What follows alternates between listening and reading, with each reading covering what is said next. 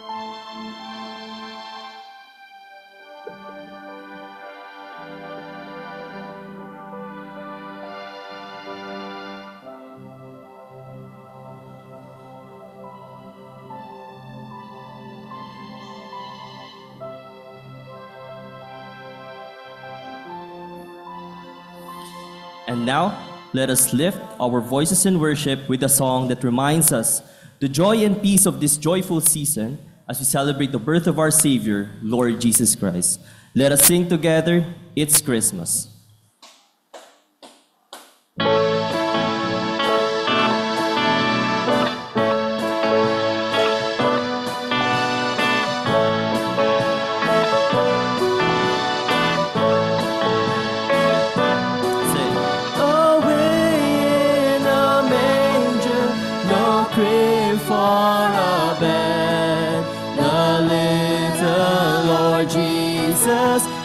Down his sweet hand, the stars in the sky look down where he lay.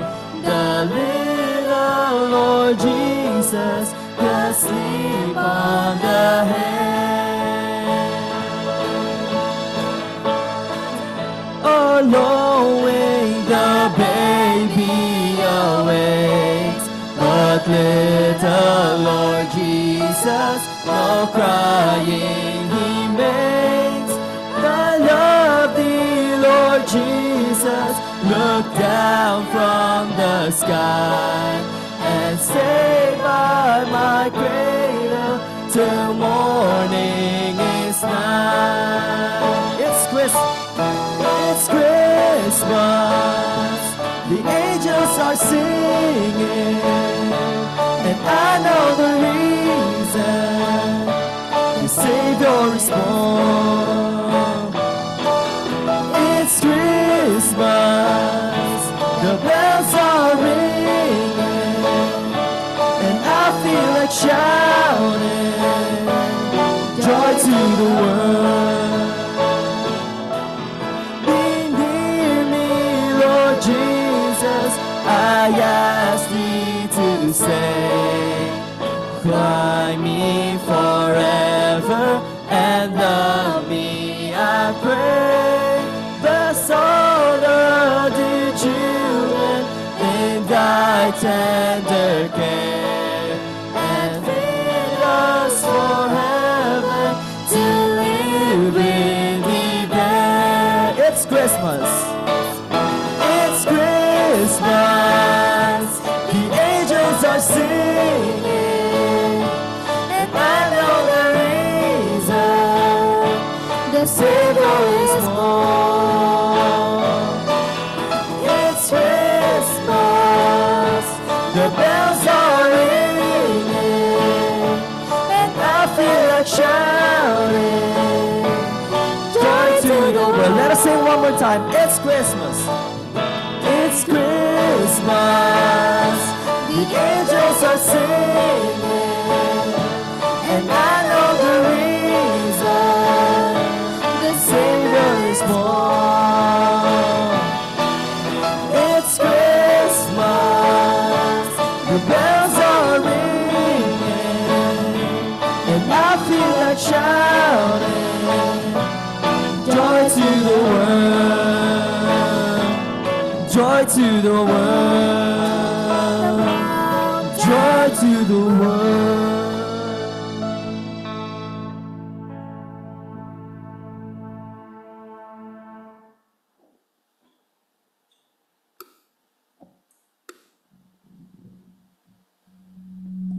Let us pray. Lord God, our Heavenly Father, Panginoon, pinupuri at pinasasalamatan ka namin sa umagang ito, Panginoon.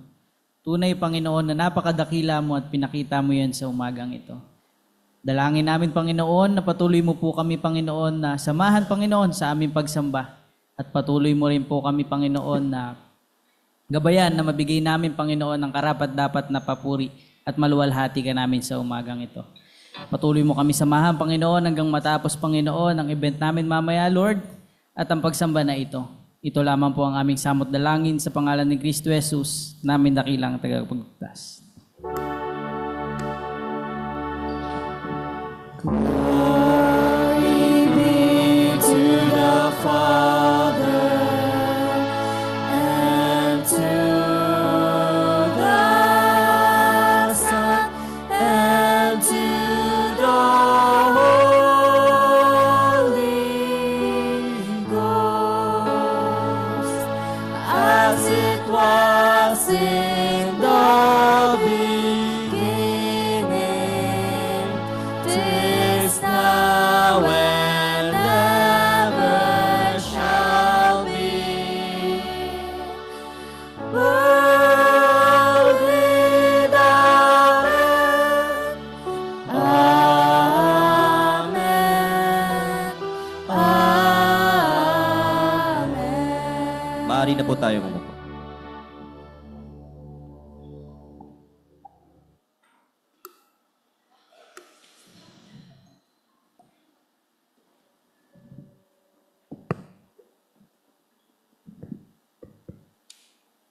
At patuloy tayo sumamba sa Panginoon sa pamamagitan ng pagsamba sa pananalangin. Tayo po ay manalangin po sa oras na to. Dakila ka, Ama kong Diyos, sa umagang ito na pinagkaloob nyo sa huling linggo ng taong 2024, Panginoon. Nagpupuri kami at nagpapasalamat sa kadakilaan nyo at sa kabutihan nyo na patuloy na ang aming Diyos na makapangyarihan sa lahat. Ang ulo ng aming simbahan ay patuloy na mga at mag-iingat nito. Kaya nagpapasalamat kami, nakarating kami sa taon na to, sa araw na to, Panginoon, sa paungulat paggabay nyo. Salamat, Panginoon, dahil kayo ang Diyos namin ng pasiwala ng kabutihan sa bawat isa sa amin at inilagay nyo kami sa simbahan na ito. Nagpapasalamat kami, Panginoon, na ang aming mga panalangin ngayon ay lalapit namin sa iyong trono. Ay nagpapasalamat kami dahil kayo ang Diyos namin na nangako at pinaghahawakan lang po namin, Panginoon, na kayo ang Diyos namin. Na tumutugon at sumasagot na naayon, Panginoon, sa kalooban niyo, Panginoon. Panginoon, patuloy naming inihiling ang iyong paggabay at paunguna sa bawat isang mga kapatiran ko at bawat member ng simbahan na to.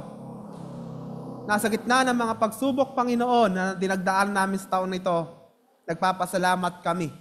Nagpupuri kami sa kabutihan niyo, Panginoon, dahil mas nakita namin na kayo ang Diyos namin na makapangyarihan sa lahat, na maggagabay at manguna muli sa panibagong taon ay pagkakalob niyo, Panginoon. Tulungan niyo rin po kami sa mga ministeryo po namin, sa bawat kapatiran namin na may mga pagsubok na pinagdadaan ay patuloy yung palakasin at patagin. Patuloy na ang aming simbahan, ang bawat member ng simbahan na to, ay mangibabaw ang pagmamahalan, pagkakaisa at pag-uunawaan, Panginoon. Pagpapakababa o pagpapakumbaba, Panginoon.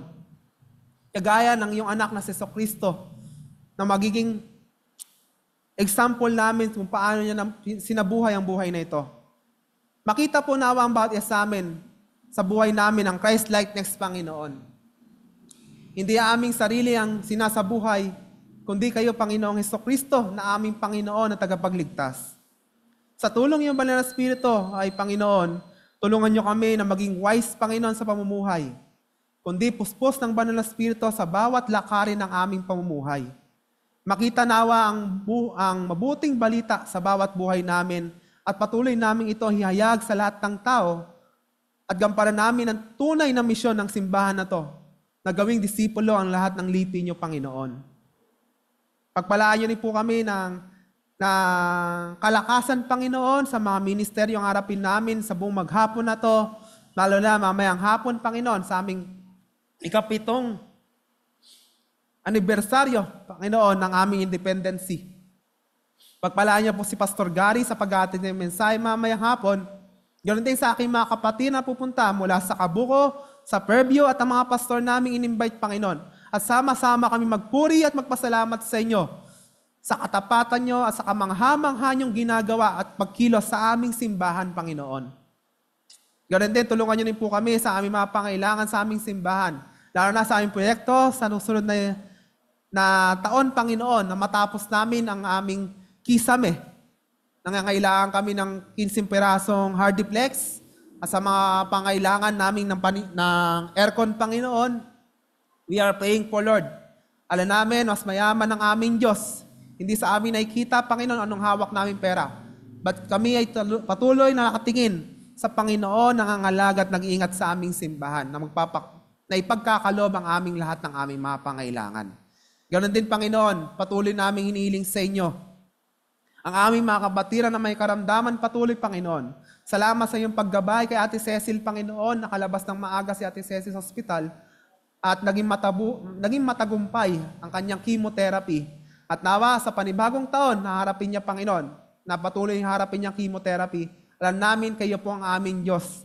Nagbibigay sa kanyang kalakasan at tagumpay sa kanyang pagharap uli sa panibagong session, Panginoon, hanggang matapos ito. Ganda kay Kuya Loloy, Panginoon, salamat na sa isang taon na yung katapatan kung paano niya inangalagaan ang kanyang kalusugan, Panginoon, ay kayo ang aming Diyos magbibigay ng kagalingan pa rin po sa kanyang karamdaman na sa bara sa puso niya. Malusaw na po nawa ang bara sa kanyang puso at gamitin niyo po ang kanyang ininom na gamot, Panginoon. Pagpalaan niyo rin po ang pagsamba ngayon ng Kabuko at ng Fairview, Panginoon. I-bless niyo po ang pangunguna nila Brother Dan at ni Pastor Gary, Panginoon, at ganoon din ang mga magagawa doon, Panginoon. At we pray for your guidance and strength sa aming pastor, si Pastor Oji, Panginoon. Ingatan niyo po siya at gabayan sa kanyang mga decision, Panginoon. At ganoon din, niling din po namin sa inyong pangunguna, Panginoon, ang aming simbahan din, Panginoon, na magkaroon na po kami ng permanenteng mga gawa, Panginoon, na tatayo, Lord, sa iyong simbahan, na papangalagaan at tuturuan, Panginoon, ang mga tupa na pagkakatiwala niyo po sa Kanya. Tulungan niyo din po nawa ang aming bansa, O Lord, sa taon na 2025, Panginoon, sa pagharap namin sa panibagong upo, mga senador at sa mga leader ng mga lokal, Panginoon. O Lord, we pray for your guidance sa pinili niyo na po, Panginoon, na maglilid sa aming bansa at maging mapayapa ang aming election, Panginoon. At ganoon din, ingatan niyo ang aming leader, si Bongbong Marcos, at sa mga gabinete nito, at sa bawat batas na sinusulong, Panginoon, ay patuloy ingatan ang aming bansa sa immoralidad, Panginoon. O Lord, purihin ka sa kabutihan niyo at pinagkakatiwala po namin sa inyo ang taong 2025, ang aming bansa at ang aming simbahan, Panginoon, sa iyong pangalaga at pag-ingat, Panginoon. Sa inyo ang papuri at pagkasamba namin, Panginoon, sa dakilang pangalan ni Jesus, namin Diyos namin tagapagligtas. Amen and amen.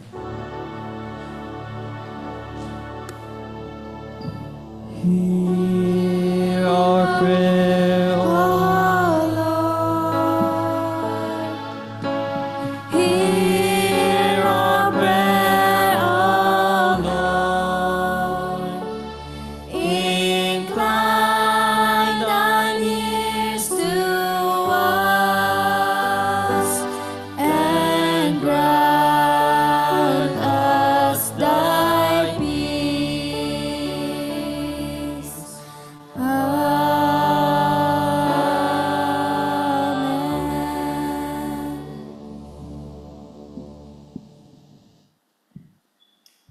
Narito po tayo po. Now, as we continue in worship, let us take this moment to open our hearts and sing for the Lord. And this song reminds us of the unstoppable joy that comes with the birth of our Lord and Savior Jesus Christ. And as an anthem of praise, let us sing Joy to the World, Unspeakable Joy.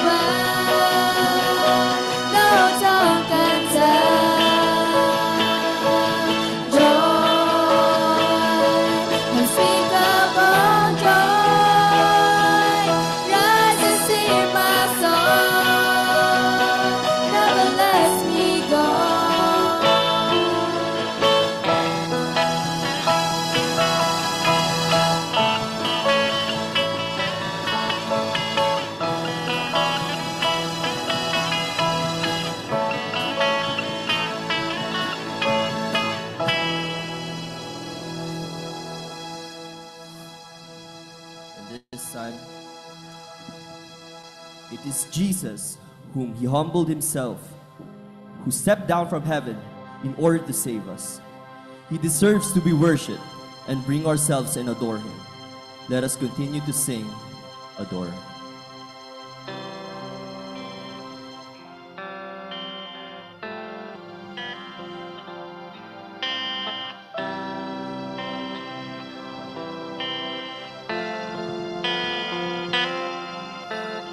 You step down from heaven, humbly you came, God of all creation, here with us.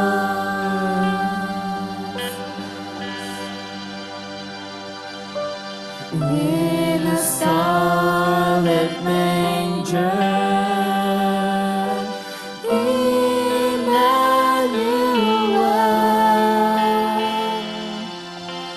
Light of the world, here to save.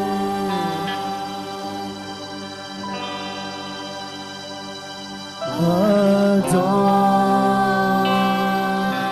come let us adore. Oh, come let us adore Him, the Lord. Worship Christ the Lord. Let all that is within us adore.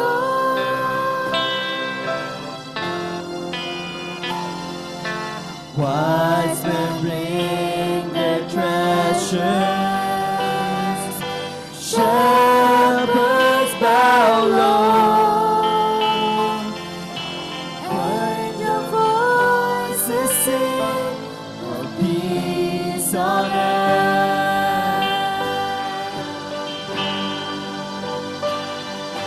What have I to offer to heaven's King? I will bring my life, my love, my all.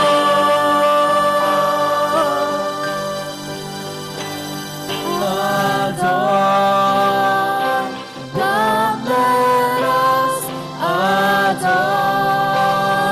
Oh, come let us adore Him, the Lord. Worship Christ the Lord. Let all that is within us adore. Inaniyahan ko po na lahat tayo tumayo. Kantayin natin ang angels. Angels sing, praises ring to the newborn King. Peace on earth, here with us, joy awakening. At your feet we fall. At your feet we fall, Jesus. Angels sing, praises ring to the newborn King. Peace on earth, here with us, joy awakening. At your feet we fall. Let's sing one more time. Angels sing, praises ring to the newborn King. Peace on earth, here with us, joy awakening. At your feet we fall. Lord, come let us adore. Oh, come let us adore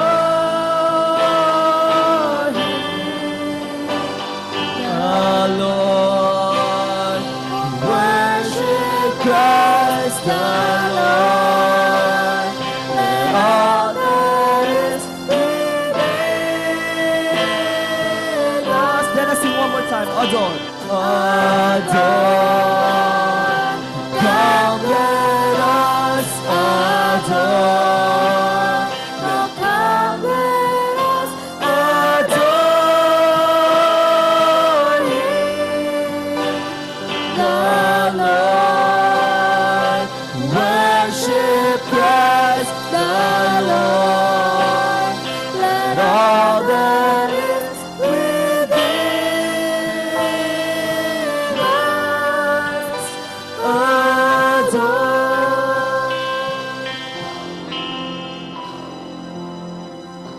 Lord Heavenly Father, thank you Lord God sa pagkakataon muli Panginoon. Pagsamba sa inyo Panginoon, pag-awitan Panginoon, para lamang sa inyo Panginoon. We are reminded Lord God sa unspeakable joy Panginoon na binigay niyo po sa amin. You're worthy to be praised Panginoon. Lord God, may maramdaman namin ang iyong presensya ngayong araw na ito Panginoon. Gabayan niyo po kami, Panginoon, sa aming mga susunod pang gawain, Panginoon. Kayo po ang manguna sa amin. At buksan niyo po ang aming puso, Panginoon, sa pagsamba. At bigay ng pasalamat at pagpupuri, Panginoon.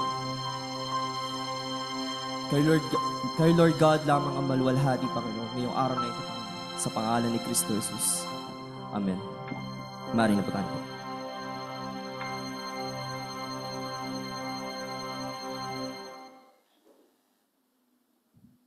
May I request everyone to please stand for the reading of the scripture.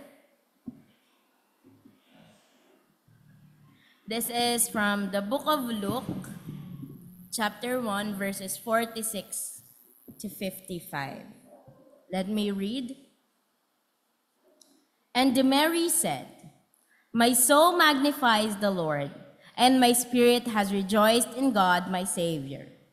For he has regarded the lowly state of his maidservant. For behold, henceforth all generations will call me blessed. For he who is mighty has done great things for me, and holy is his name. And his mercy is on those who fear him from generation to generation. He has shown strength with his arm. He has scattered the proud in the imagination of their hearts. He has put down the mighty from their thrones and exalted the lowly. He has filled the hungry with good things, and the rich he has sent away empty. He has helped his servant Israel in remembrance of his mercy, as he spoke to our fathers, to Abraham and to his seed forever." Praise the Lord for the reading of the scripture. You may now take your seats.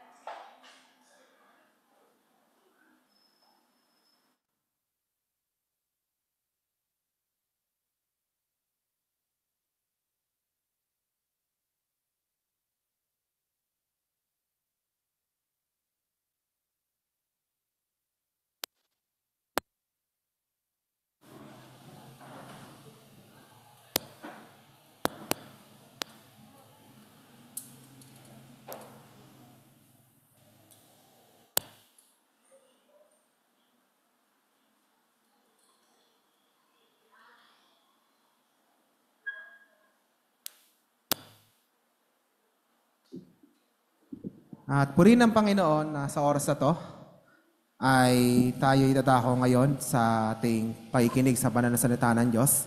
And salamat sa Panginoon na ang speaker natin ngayon hindi na to bago. Last week siya all speaker natin. And we thank God that He will be with us again at hanggang mamayang hapon to, dito siya.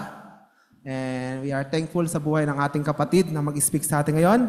And our speaker this morning will be Brother Hashem Ramos.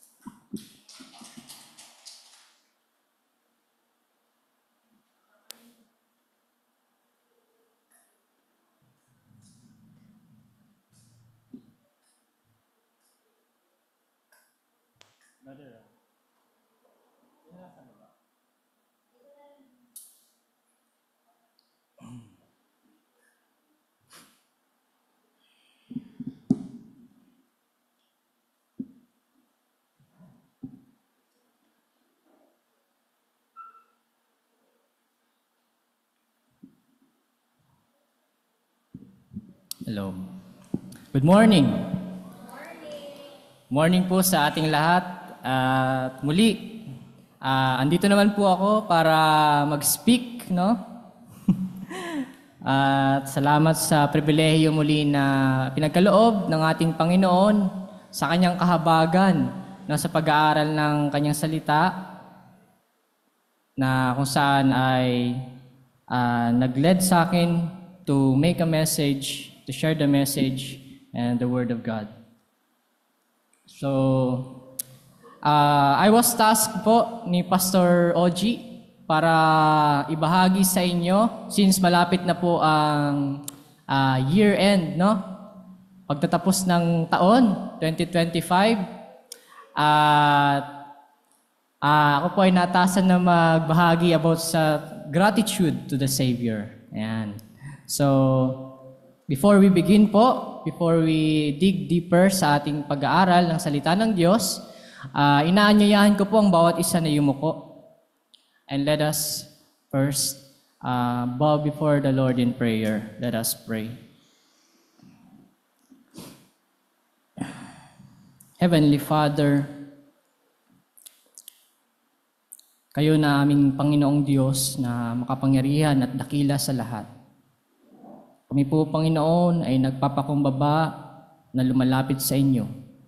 Buong pusong nagpapasalamat, Panginoon, sa inyong katapatan, Lord, sa aming pong mga buhay, at sa pamamagitan ng inyong salita, Lord, we are being continually, day by day, being conformed into the image of your Son. Father, this morning I come before you, acknowledging, Lord, that I am weak, Lord. I am not well-versed sa pagsasalita.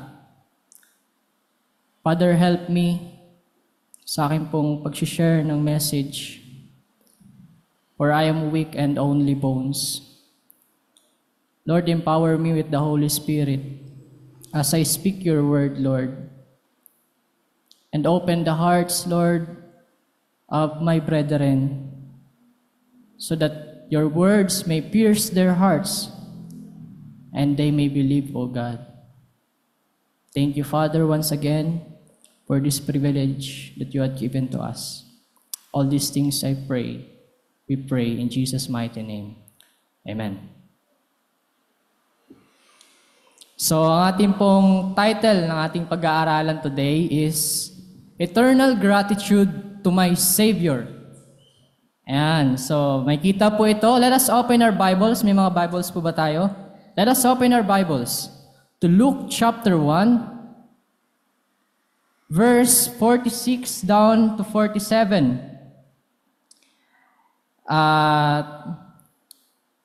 Before we dig deeper po, may I see the hands of those people na kung saan ay kabisado ang John 3:16. Ayan, sinong nakakabisado? Kayang ipaliwanag ang John 3:16 at kabisado. So I see only one hands. One hands lang. Yan, so ang pinakamagandang beautiful and noteworthy thing na meron si Mary, no, sa kanya pong buhay is she is well versed in the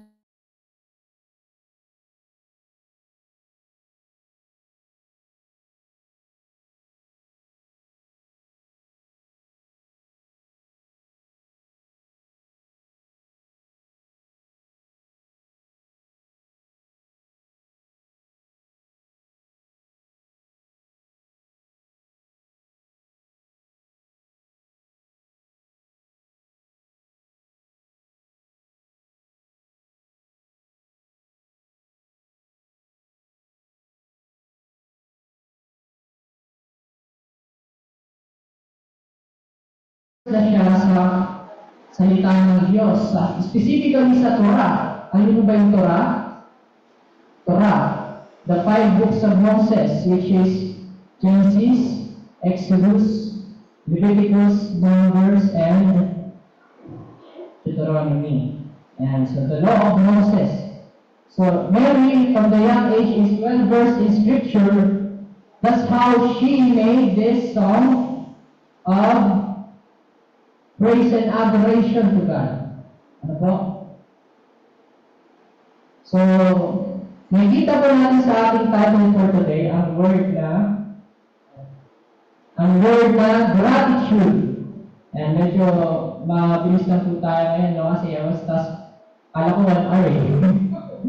So, sana 1 hour, no? Hindi ako, pero sabi ni Pastor Rolly ay medyo decent. Para makapag-prepare pa tayo para mamaya, no? And marami pang gagawin. So, sige po.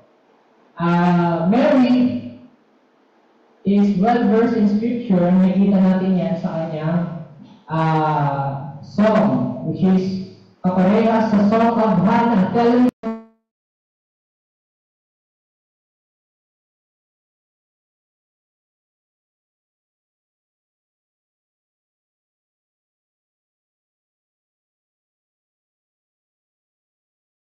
nangyari sa kapanganakan ni Mary. Okay? Si Hannah ay hindi makapagpanganak sapagkat siya ay infertile or baog, no? So, miracle baby yung nangyari din sa kanya na ipinanganak niya sobrang nag-pray siya sa Panginoon to the point na di na siya nagsasalita, no? Sa sobrang tindi ng panalangin niya at yung puso na lang niya yung sasalita at nanginginig yung kanyang boss, yung kanyang bibig, no? Ganun katindi ang panalangin ni Hannah na magkaroon siya ng anak. At nung sinagot ng Panginoon ang panalangin niya, grabe ang tindi.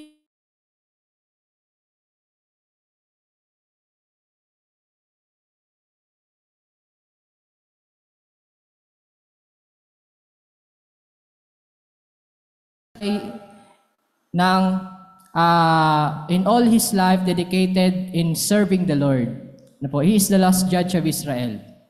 At kaparehas dahil sa sinagot na panalangin ni Hannah, ay doon na nag-start ang prayer niya ng pasasalamat and adoration and thanksgiving to God. Now, we can see the word gratitude. Yan. But let us define the word thankfulness. Alam ko po, marami sa atin ang nakaranas na ng salitang ito, no? We are thankful. Ayan, maybe sa ating teacher na binigyan tayo ng mataas na grade, 90, 99, praise the Lord. Kung sa ating mga boss, di ba? This December, we are given incentives, tas meron pang bonus, tas meron pang, 13-month, grabe. Bira lang makakuha ng ganong trabaho, no? But then, we experience thankfulness sa ating boss, di ba? So all of us experience thankfulness, no? And thankfulness, ang ibig sabihin po ng thankfulness is a word used to express your appreciation to someone. When on the other hand, gratitude naman po ay ginagamit upang ipakita ang iyong thankfulness in a formal way sa respected person or high status na tao. Ano po? So, nakabase yung thankfulness mo sa kung gaano yung intensity ng thankfulness mo ay nakabase kung gaano kabigat yung ginawa ng taong yon sa buhay mo. Ano po? So, ayan, gratitude. Ginagamit siya na word to express your appreciation to someone with a high status. A formal way of using. Okay? So, ayan, maybe a king, di ba, kunwari, harap ka sa hari, di mo naman pwede sabihin, thank you. Ganun lang, di ba? O kaya harap ka sa presidente, sabihin mo lang, thank you. So, hindi dapat ganun. Ang formal way ng paggamit ng thankfulness ay yung gratitude. Ayan. Gratitude is a formal way of expressing yourself an appreciation to someone. Okay? At madalas ginagamit yung gratitude sa hari. Lumuluhod yung tao sa hari at sinasabi, I express my humblest and deepest gratitude to you, O King. Mga ganyan, di ba? Now, how about God? No? Kung ang hari, kaya nating express yung ating gratitude sa isang hari sa pamamagitan ng pagbibigay ng mamahaling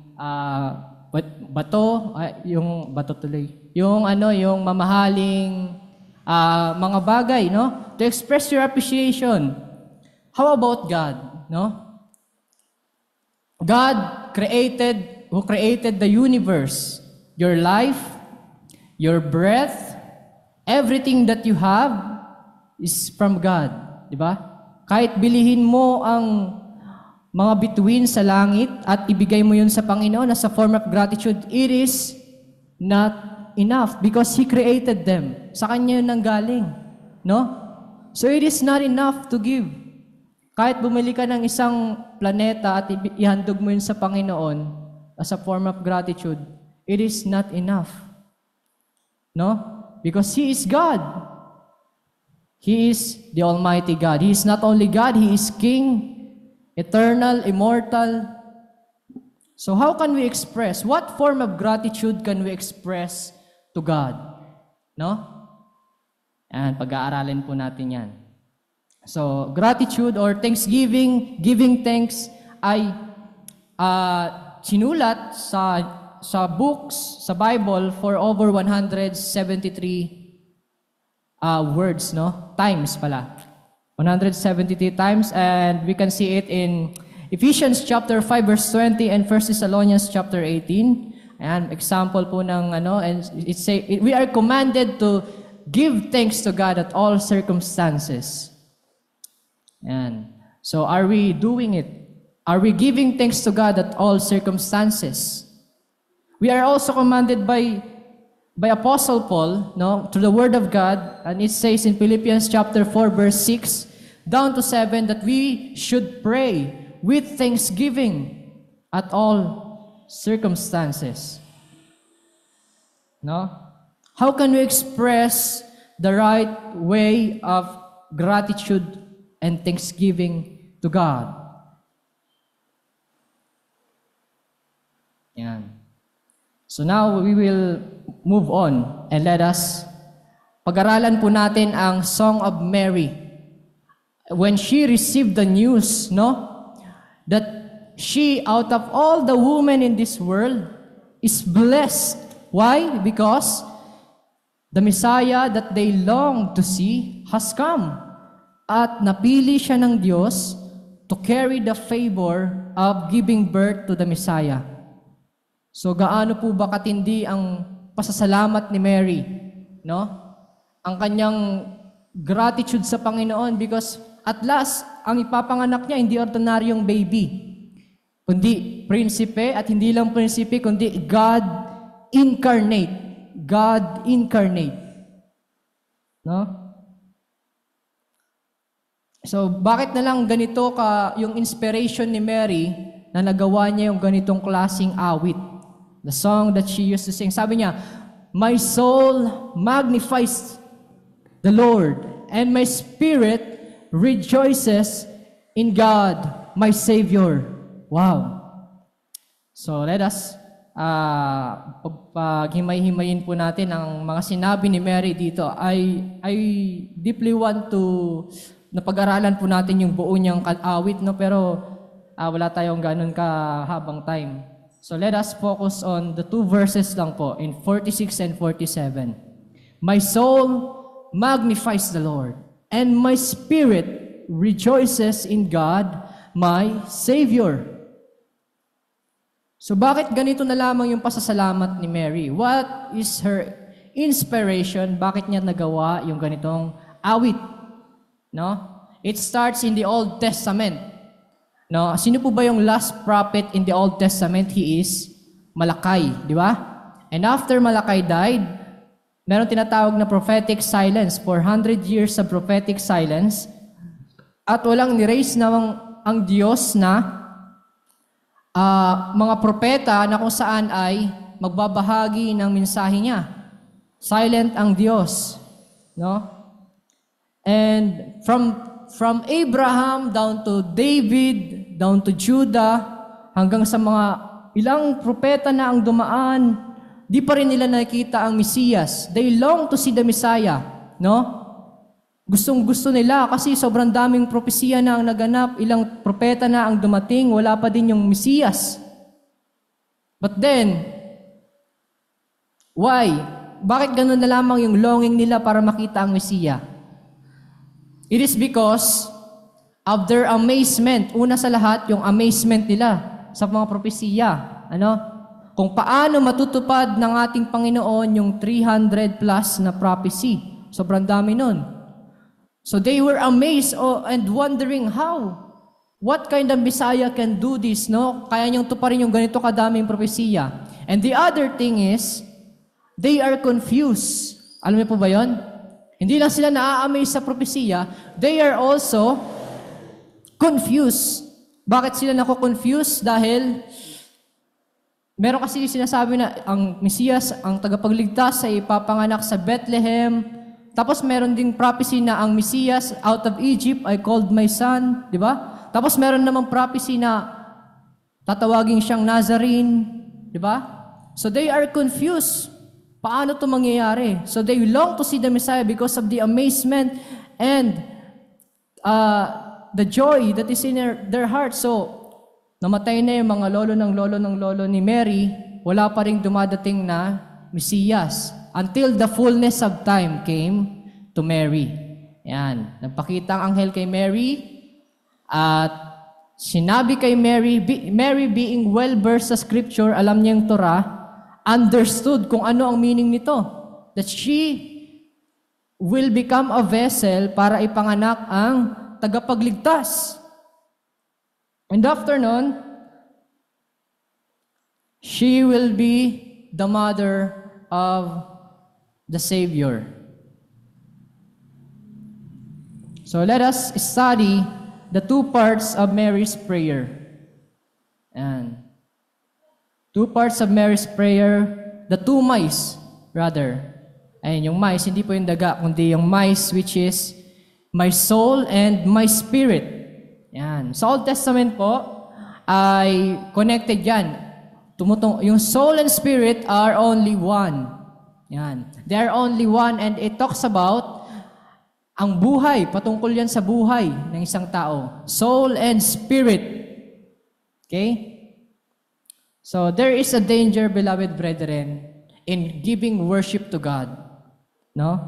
In giving worship to God by only giving lip service without heart. No? You are saying, Lord, I worship you, but your heart is not right with God. No? So there is also a danger of giving service, worship to God by what we call 7-Eleven naman. Ang 7-Eleven, yun po yung 7 words repeated in 11 times. No? So, dapat ang worship is inspired by the scripture and inspired by the word of God. Now, beloved brethren, when Mary say that my soul magnifies the Lord, and we can see it in Deuteronomy 6:5. Sabi dyan, love the Lord your God with all your heart, soul. She is saying, Mary, ay sinasabi lang ni Mary na ang buong kalamnan ko, ang buong kaluluwa ko, ang buong pagkatao ko, Panginoon, ay pinupuri ka. Binibigyan kita ng pagsamba at luwalhati dahil sa ginawa mo sa akin. Sapagkat sa lahat ng babae sa mundo, ako ang pinili mo na maging mother ng tagapagligtas ko. So how amazing. Hindi niya makontain yung kanyang kagalakan sa puso niya, yung gratitude niya sa puso niya to the point that she made a song and she dedicated and rendered it to God and said, my soul, all my being and essence magnifies you. When we say magnify, it means to exalt, to worship, to praise, to adore, to give reverence to God. Ano po? It is because that many people long to see the Messiah, but she, face to face, siya ang unang makakita sa Messiah, siya ang unang makakahawak sa Messiah, siya ang unang makakapaglingkod sa Messiah, at siya ang una at sa mahabang panahon makakasama ang Mesiyas. Wow. So ganun na lamang yung pasasalamat ni Mary. To the point na gusto niyang tumalon sa tuwa dahil sa balitang ito. At kaya ang ginawa ni Mary, she made a song based on the scripture just to express her joy, to express her deep desire to worship the Lord, to magnify the Lord, and to give all the gratitude to God. Yan.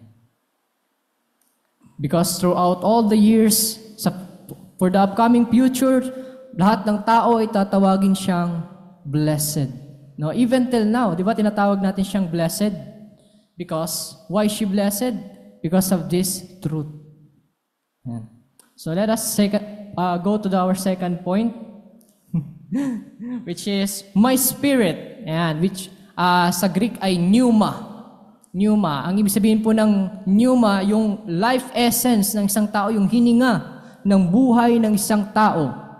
Hindi lang sinasabi ni Mary na ang aking buong pagkatao, pati ang aking hininga, Panginoon.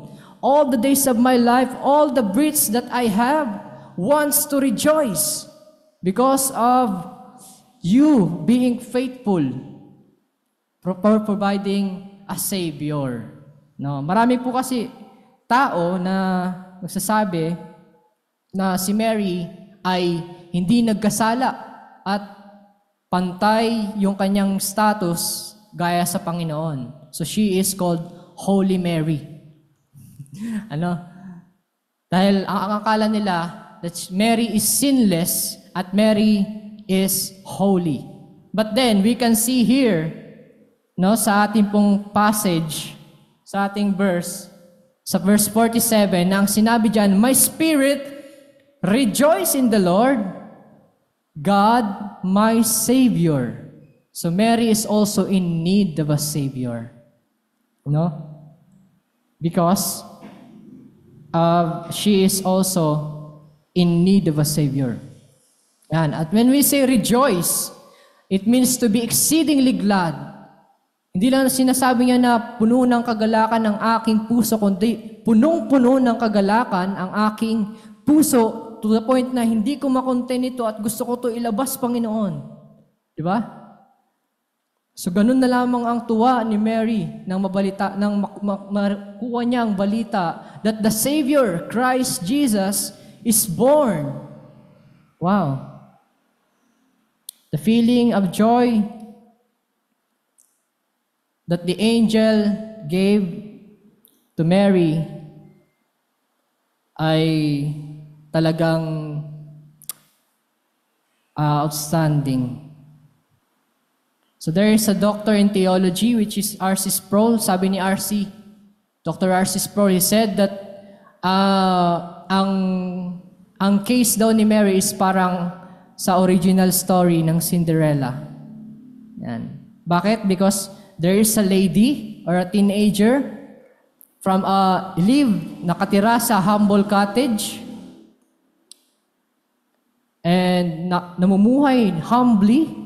Then one time the angel of the Lord came and said that, behold, you are blessed because God noticed you and has given you the favor para sa pamamagitan mo ipanganak ang Mesiyas, God incarnate, the Savior, who will save His people from their sins. Yan. So, ma-experience natin yung instead na alalahanin ni Mary yung weight, di ba, yung burden, kasi dinadala niya sa kanya sinapupunan ay tagapagligtas, hindi ordinaryong bata, no? Hindi lang siya prinsipe, kundi Diyos. So, isipin natin kung gaano katindi yung iniisip niya, paano kaya to paglilian ng maayos, di ba? Paano kaya to iluluwal, di ba? Kailangan ko kumain ng malakas para sa bata. So there is the burden, the weight na sa mga alalahanin, no? This is the Savior. Kailangan hindi ako matumba kunwari habang nabubuntis si Mary, no? So ganun na lamang ang weight and burden niya. But then, instead of worrying about that, she is filled with gratitude in her heart. Even until Christ was born. And hanggang sa magtuloy-tuloy iyon, until Christ, our Lord, become a man. No? Hanggang sa lumaki ang ating Panginoon, nandun pa din ang kagalakan at sa puso ni Mary. Because she realized the mercy of God, the faithfulness of God for providing a Savior. No? Tinupad ng Diyos ang kanyang pangako na mag-provide ng tagapagligtas from Abraham, di ba? Until the fullness of time came na nakita niya ang pangakong iyon. And now, beloved,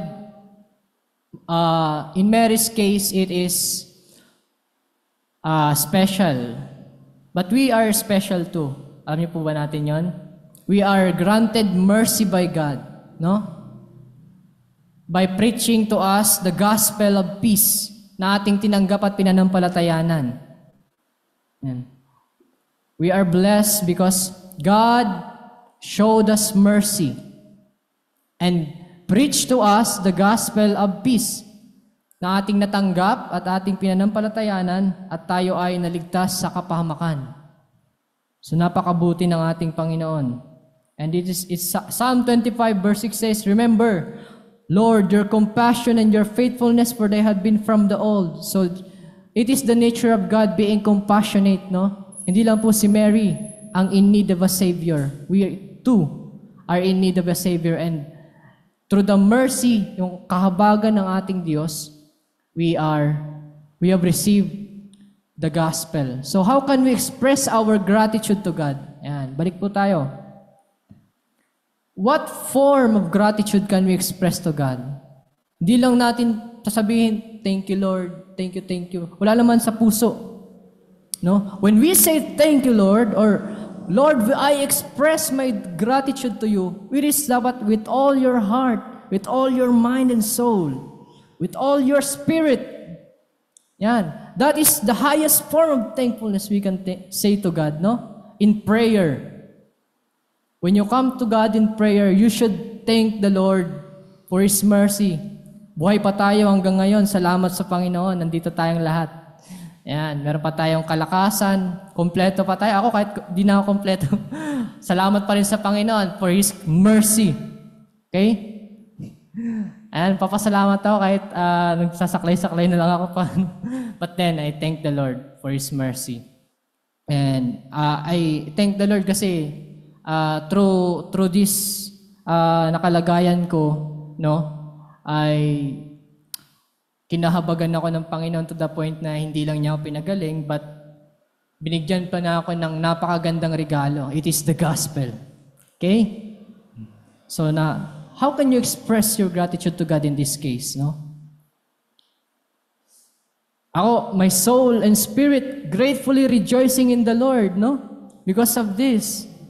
Even though I am like this, na kung saan ay di ko kinakahiya na sumamba sa Panginoon at magbigay ng papuri sa Kanya at magbigay ng kaluwalhatian. Hindi ko sinisisi rin ng Panginoon kung bakit din ako ganito. Ano po? I am thankful to God. All, because sabi niya sa kanyang salita, all has purpose. Yan. At nakapaloob yan sa kapangyarihan ng Panginoon. So the highest form of gratitude we can give to God is in every fiber of our being exalts the Lord. No? Sa buong pagkatao natin, yan, paparating na ang last year, no? Kung saan darating na ang 2025, it is because of His faithfulness. So, we can go in prayer mamaya and say, thank you Lord for your faithfulness. Kompleto ako, malakas ako sa biyaya ninyo, sa inyong katapatan, sa inyong kabutihan. Yan. At especially sa gospel na aking narinig, O Diyos, Thank you for the Savior, which is in our title. Because without the Savior, hindi pinanganak ang ating Panginoon, even though mahaba ang buhay natin dito sa mundo, we will still face judgment and punishment, no? Yung kaparusahan ng kasalanan. So we still need to thank the Lord for the Savior that is born. And also now for our question to ponder, sabi po dito, after we receive the gospel of peace, ngayon na na-receive na natin ang gospel of peace, does it result in thankfulness, yung pagkakaroon ng gratitude sa ating puso? Or is it wala lang, mga ganyan, no? Ako, after I received the gospel and understand the gospel of peace, my heart was filled with joy and gratitude. How about you, mga kapatid? And I want to challenge also you, mga kapatid, that we have received the gospel, no? All of us understand the gospel. But we who have granted mercy by God ought to share the gospel to others. This is our goal this 2025. In proclaiming out of gratitude to God the gospel that we have received. No? So I pray that our year become fruitful, no? Marami tayong masyaran na mabahagian ng gospel because it is the power of God to salvation. And for our conclusion, mga kapatid, gratitude to the Savior comes only from those who genuinely understand the depth of the soul being in danger from God's divine wrath and appreciate the mercy God showed to us. So, ang gratitude po sa ating Savior ay matatagpuan lamang sa mga tunay na nakaunawa kung gaano ka dangerous, no? Kapag walang Savior sa buhay natin. We are bound to hell if not for our Savior. So, and ma-appreciate talaga natin yung kahabagan ng Diyos. Ang pagbibigay ng Diyos ng Savior, it is because of His mercy. Diba? Yung kahabagan niya sa atin, yung compassion niya, yung loving kindness niya sa atin. It is because of that we are saved. So we should thank the Lord forever. We are not thanking God only in this world, but for eternity with Him in heaven. No? And that thankfulness resulted in exaltation to God and say, Lord, all of my being, magnify you and worship and rejoice you for the great, the salvation that I received. And now, O Lord, thank you for giving me and giving me the mercy, no? Kasi kung justice po ang pag-uusapan, kung gusto natin ng justice sa Panginoon, sige, walang salvation. That is what we deserve, justice. But then, because God is a compassionate and loving Lord, that's why He provided a Savior. Yan. So, are you not thankful, mga kapatid, na nandito tayo ngayon? It is because sa kahabagan ng ating Diyos. So, and that is I hope and pray, mga kapatid, that in this year to come, may we continually express our gratitude to God in all of our being, exalting the Lord. And sabi pa nga sa 1 or 2 Corinthians po ba yun, sabi, in everything, whether we eat or we drink, do it for the glory of God. Okay? That is what we can do to express our deepest and humblest gratitude to God, our Savior. Let us pray. Our merciful and loving Lord, nagpapasalamat po kami, Panginoon, ng buong puso sa pagkakataon na ito that we are reminded, O God, how compassionate you are. That because of your mercy, O Lord, your loving kindness, we receive the good news that you provided, O God. Because of your faithfulness, Lord, we are not consumed by your wrath.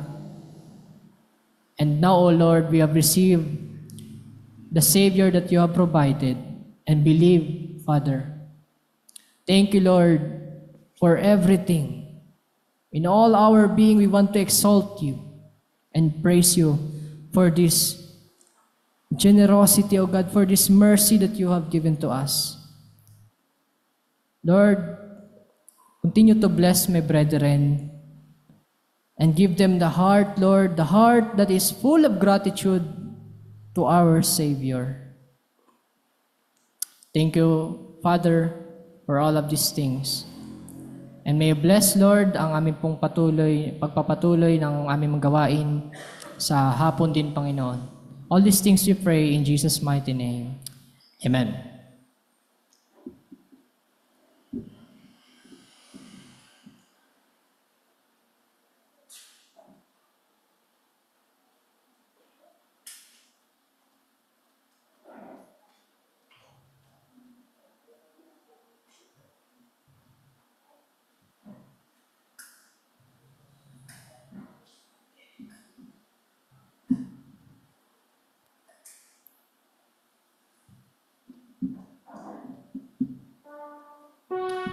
Thank you, Brother Etchem, for the wonderful message.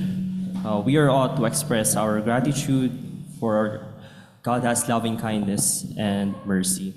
So may I request everyone to please stand for our doxology. Sing. Praise God from whom all blessings flow. Praise Him, all creation here below. Praise Him above the heavenly hosts. Praise Father, Son, and Holy Ghost.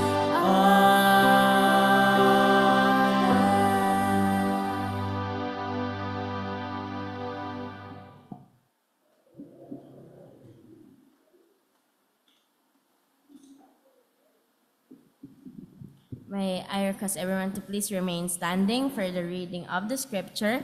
This is from the book of 2 Corinthians, chapter 9, verses 6 to 9.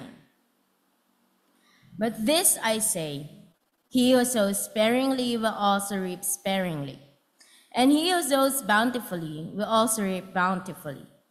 So let each one give as he purposes in his heart, not grudgingly or of necessity, for God loves a cheerful giver.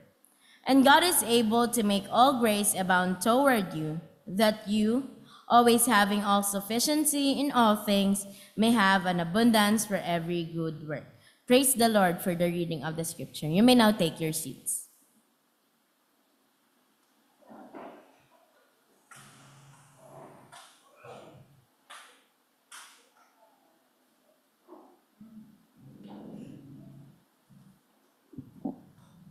Let's pray. Father God, we bless you and we magnify you, Lord, sa lahat ng iyong pinagkakaloob. Salamat sa hindi kayo nagkulang sa lahat ng aming mga pangailangan at ito'y pinagkaloob nyo. Kaya sa aming pagsamba ngayon, tanggapin yung aming may kapo, aming mga handog sa inyo, at ganoon din ang mga mission faith promises na patuloy gagamitin to sa pagpapalawig na yung gawain sa lupang ito. Purihin ka sa lahat ng ito. Ito lang aming samot dalangin sa pangalan ni Jesus. Amen.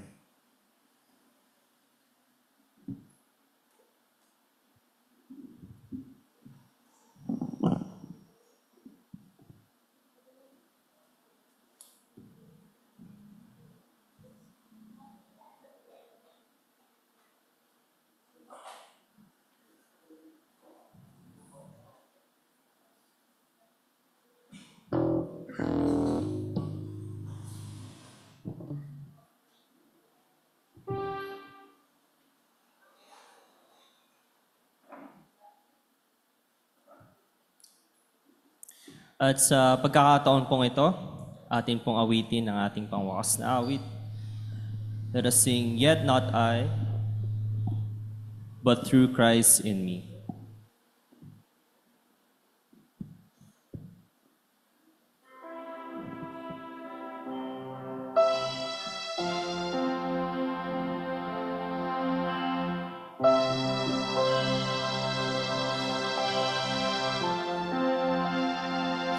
What gift of grace is Jesus my Redeemer?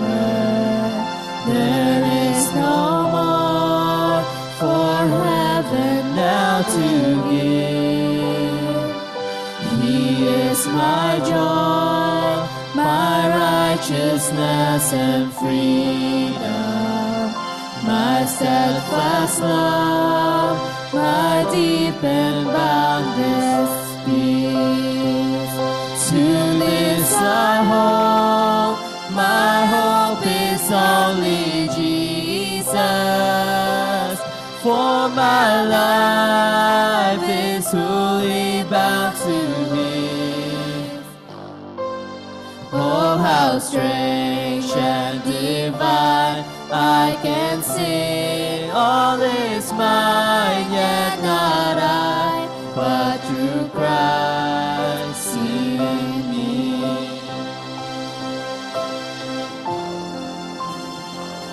The night is dark, but I am not forsaken, for by my side the Savior He will stay. I labor on in weakness and rejoicing, for in my need His power is displayed. To this I hold, my shepherd will defend me. Through the deepest valley He will lead. Oh, the night has been won, and I shall overcome, yet not I, but through Christ in me. As we sing the third verse, Mary, please, everyone to please stand. Sing. No fate I dread, I know I am forgiven. The future sure, the price it has been paid. For Jesus bled and suffered for my pardon, and He was raised to overthrow the grave. To this I hold, my sin has been defeated. Jesus now and ever is my plea. All the chains are released, I can sing, I am free, yet not I, but through Christ in Let us sing the verse 4 with all our heart.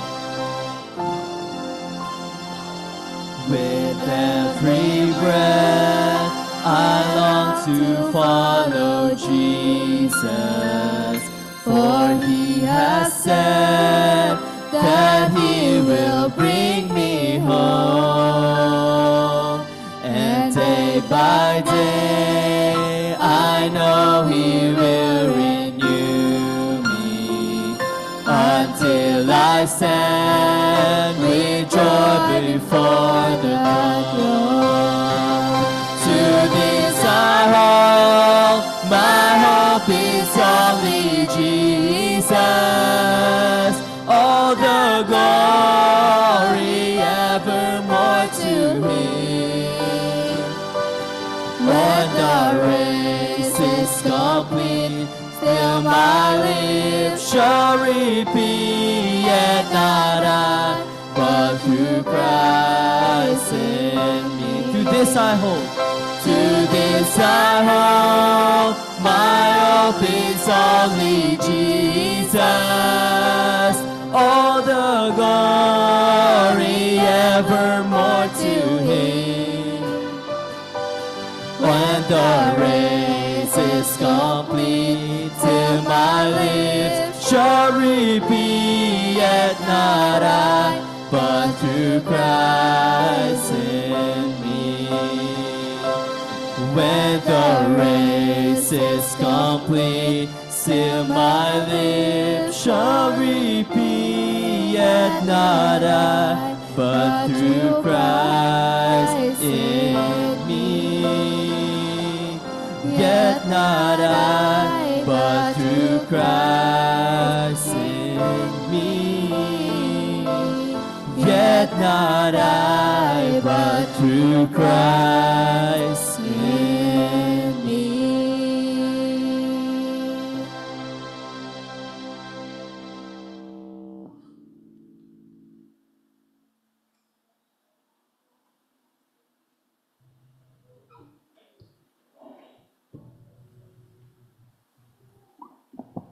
Let's pray. Father God, we bless you and we magnify you, Lord, for the things you have done for this morning. Salamat dahil sa inyong panguna at paggabay at sa mga pangako niyo, Lord, na iniwan niyo sa amin. Patuloy namin pinagkakatiwala sa inyo ang buong maghapon na to hanggang mamaya sa aming pagbabalik mamayang hapon sa aming gawain para sa aming anibersaryo, Panginoon, pagpalaan niyo po nawa ito. At pinagkakatiwala ko po sa inyo ang umagang ito at aming pagsamba. At patuloy niyo makita kami na nagtatapat sa buong araw na to, na sumasamba sa inyo hanggang sa paglubog ng araw, Panginoon. Kaya ito lang aming samot dalangin. And now to Him is able to keep you from stumbling and to present you faultless before the presence of His glory with exceeding joy. To God our Savior, who alone is wise, be glory and majesty, dominion and power, both now and forever. Amen and amen.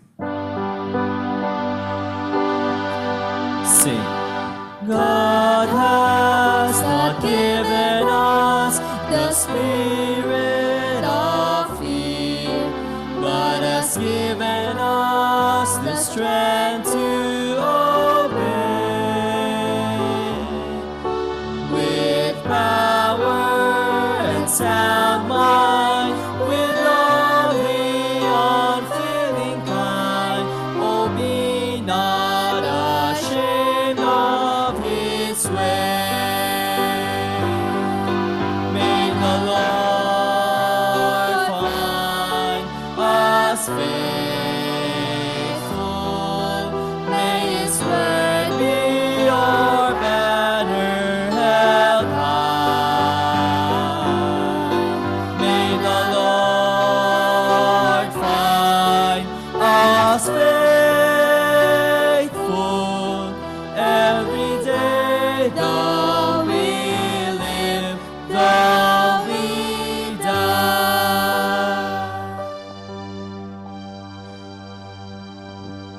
Kapatid, sa taong ito na ating huling linggo ng taong 2024, dala-dala mo ang pangako ng Panginoon sa panibagong taon na harapin ng 2025.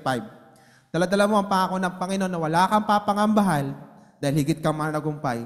Kaya wag mong kakalimutan at palagi mo tandaan, mahal tayo ng Diyos. Yan po natapos ang ating gawain sa umagang ito at maaari tayo maupo para sa ating